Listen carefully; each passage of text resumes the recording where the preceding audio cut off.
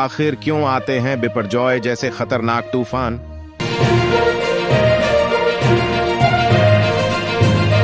अचानक क्यों बढ़ने लगे हैं अरब सागर में ऐसे घातक तूफान?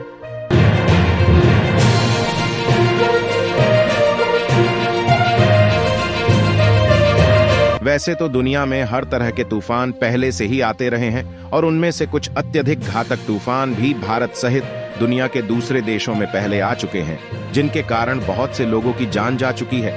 लेकिन पिछले कुछ सालों के मुकाबले दुनिया में अब घातक तूफानों की संख्या में बढ़ोतरी हुई है। इसका मुख्य कारण है जलवायु परिवर्तन।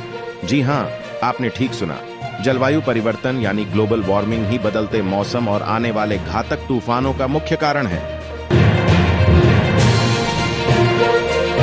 मानवीय गतिविधियों और क्रियाकलापों के कारण दुनिया का तापमान बढ़ रहा है और इससे जलवायु में होता जा रहा परिवर्तन अब मानव जीवन के हर पहलू के लिए खतरा बन चुका है। अगर इस पर गौर नहीं किया गया और इसे यूं ही छोड़ दिया गया तो आने वाले समय में तापमान इस कदर बढ़ जाएगा कि मानव जीवन पर संकट आ सकता है, भयावह सूखा पड़ सकता है, समुद्री जल स्तर बढ़ सकता है और इन सब प्राकृतिक आपदाओं के फलस्वरूप कई प्रजातियां विलुप्त हो सकती हैं। मानव समाज के आगे यह एक बड़ी चुनौती है, लेकिन इस चुनौती से निपटने के लिए कुछ संभावित समाधान भी हैं।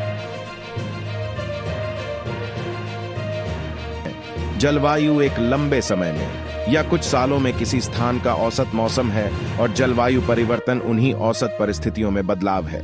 जितनी तेजी से जलवायु परिवर्तन हो रहा है, उसके लिए मानव क्रियाएं सर्वोपरि दोषी हैं।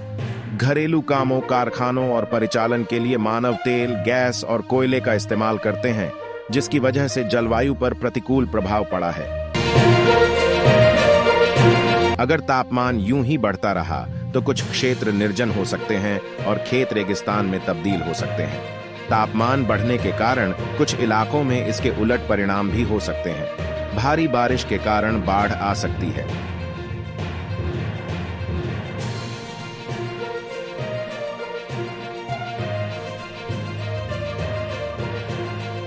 हाल ही में चीन, जर्मनी, बेल्जियम और नीदरलैंड्स में आई बाढ़ इसी का नतीजा है।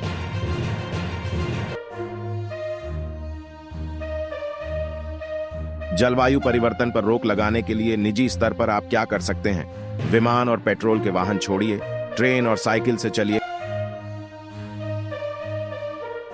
खाने में मांस नहीं, फल, सब्जी और अनाज खाइए। हरित ऊर्जा और जहां संभव हो वहां अक्षय ऊर्जा का इस्तेमाल करिए।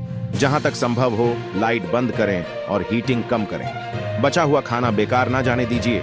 घर या दफ्तर में बेकार पड़ा प्लास्टिक और कचरे को खुले में न फेंके। अपने आसपास पेड़ लगाइए। अगर हम सब एक जिम्मेदार नागरिक की तरह अपने जीवन शैली में बदलाव लाकर ये सभी उपाय कर लेंगे तो आने वाली विनाशकारी प्राकृतिक आपदाओं से बच सकते हैं।